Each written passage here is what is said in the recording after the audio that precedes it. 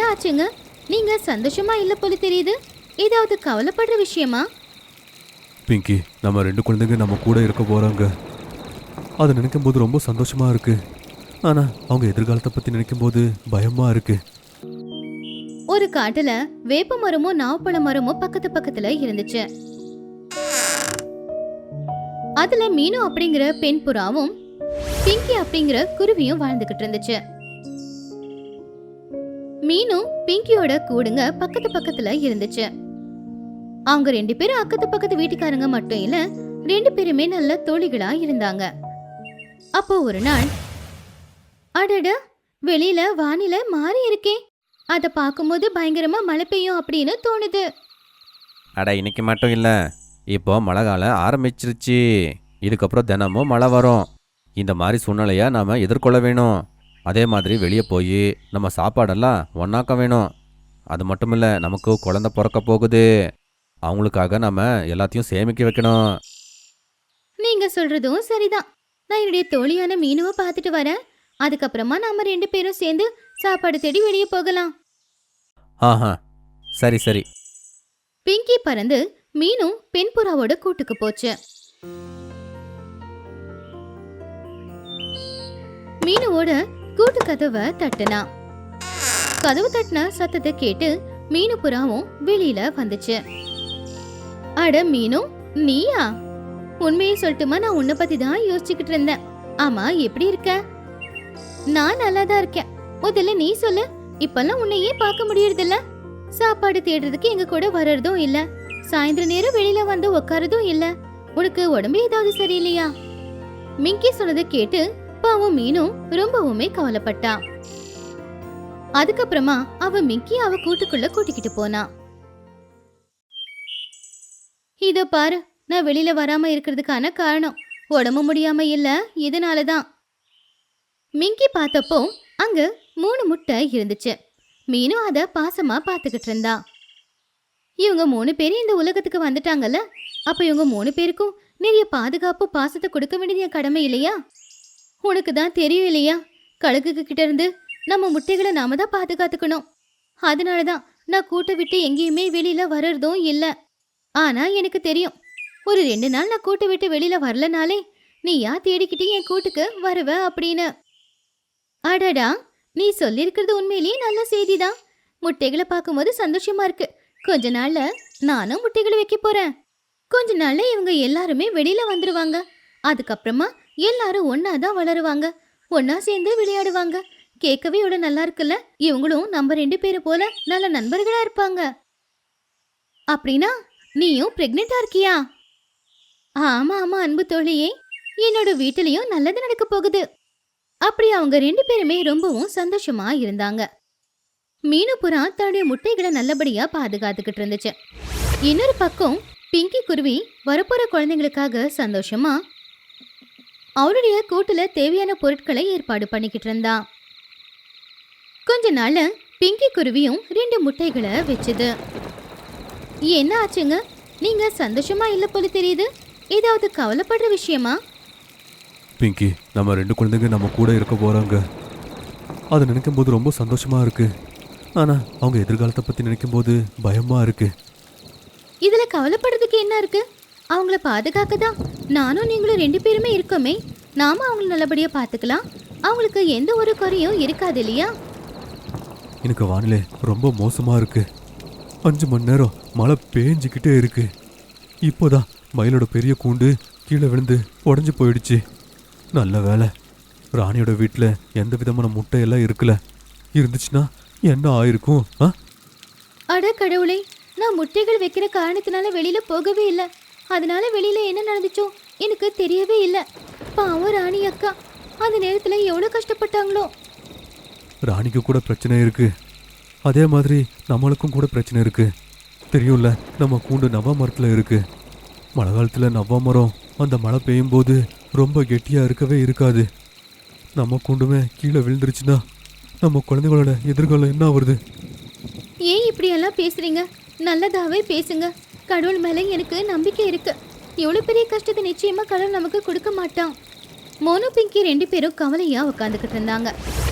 இன்னொரு பக்கம் பாவம் மீனு புறாவும் வெளியில இருக்கிற வானிலையை பார்த்து முட்டைகளை எப்படி பாதுகாக்கிறதுன்னு கவலைப்பட்டுக்கிட்டு இருந்தா. போது கடவுளே நிப்பாட்டு, எதுக்காக இந்த மழையை கொடுத்து எங்களை கஷ்டப்படுத்துற?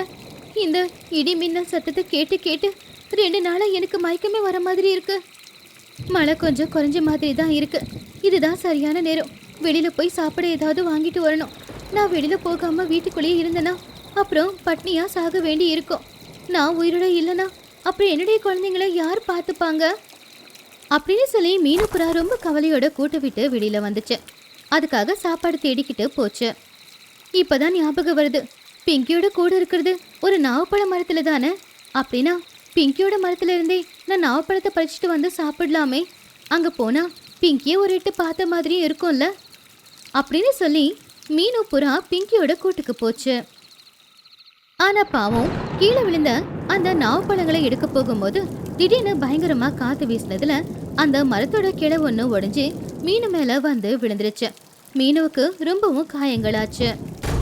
மரக்கிளை உடைஞ்ச சத்தத்தை கேட்டு பிங்கியும் அவளுடைய புருஷனும் 2 பேருமே வெளியில வந்து பார்த்தாங்க.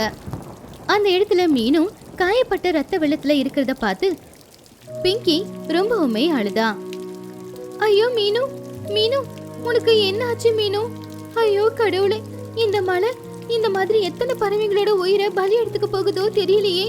கடவுளே போதும், நிப்பாட்டி இந்த மழைய, இல்லனா இன்னும் எத்தனை உயிருங்க போகும்னு தெரியல.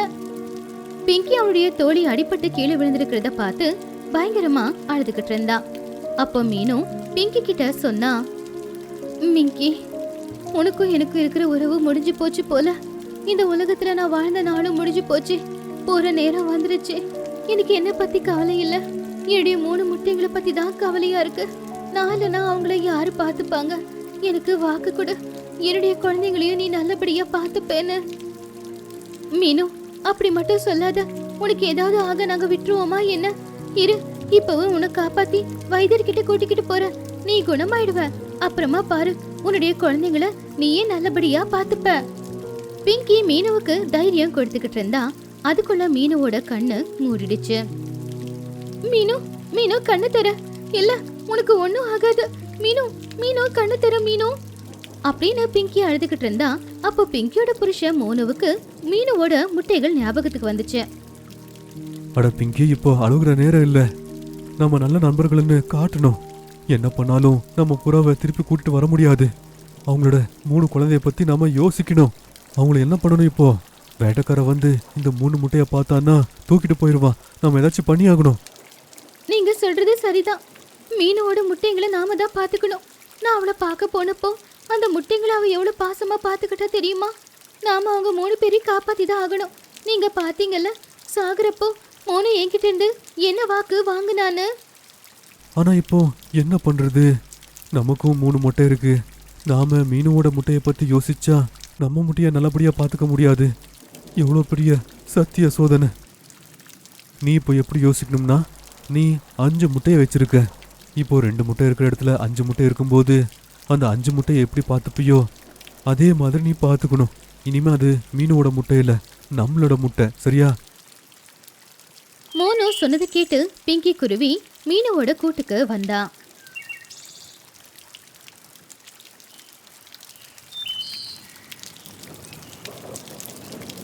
மீனுவோட முட்டைகளையும் கூட்டுல கொண்டு வந்து வச்சு 5 குழந்தைங்களுக்கும் அவளே அம்மாவா இருந்து பார்த்துக்கிட்டா.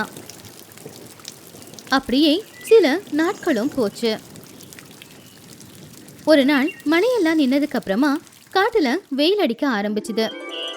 இன்னைக்கு காட்டுல நல்ல வெயில் அடிச்சுக்கிட்டு இருக்கு. மழை காலம் முடிஞ்சிச்சுன்னு நினைக்கிறேன். மிங்கி, வீட்டில இருந்து தானியமெல்லாம் காலி ஆயிடுச்சு. நீ முட்டைய பார்த்துக்கோ, நான் போய் ஏதாச்சும் கிடைக்குதான்னு பார்த்துட்டு வரேன். சரிங்க, நான் 5 குழந்தைங்களை கவனமா பாத்துக்கிறேன். நீங்க போய் சாப்பாடு தேடிட்டு வாங்க. மோனு சாப்பாடு தேடிக்கிட்டு கூட்ட விட்டு ரொம்ப தூரம் போயிட்டான். முதல்ல நவ்வா மரத்துல நவ்வா பழம்லாம் இருந்துச்சு. அப்போ எங்களுக்கு பிரச்சனையே இருக்குல்ல. ஆனா இப்போ நவாப்பழ சீசன் எல்லாம் முடிஞ்சிருச்சே. என்ன பண்றதுன்னு எனக்கு தெரியல. பிங்கி கூட ரொம்ப நாட்களா நல்லா சாப்பிடவே இல்லை. எப்படியாச்சும் உணவை நான் எடுத்துட்டு வந்தாகணும். கொஞ்ச நேரத்துல மோனு காட்டுல ஒரு இடத்துல விழுந்திருந்த நிறைய தானியங்களை பார்த்தான். அடேங்கப்பா, இவ்வளோ தானியங்களா! தேடினது எல்லாமே இங்கே கிடைச்சிரும் போலயே. மோனு அந்த தானியங்களை எடுக்க போகும்போது ஒரு வேட்டைக்காரனுடைய வலை மோனு மேல வந்து விழுந்துச்சு. மோனு அந்த வேட்டைக்காரனுடைய வலையில இருந்து தப்பிச்சு வெளியில வருவானா? ஒருவேளை மோனு இல்லனா அவனுடைய குடும்பமும் துக்கத்துல முழுகி போயிடுமா? மிங்கி குருவி எல்லாத்தையுமே பார்த்துப்பாளா? இதெல்லாம் தெரிஞ்சுக்கணும்னா அடுத்த பாட்டுக்காக காத்துருங்க.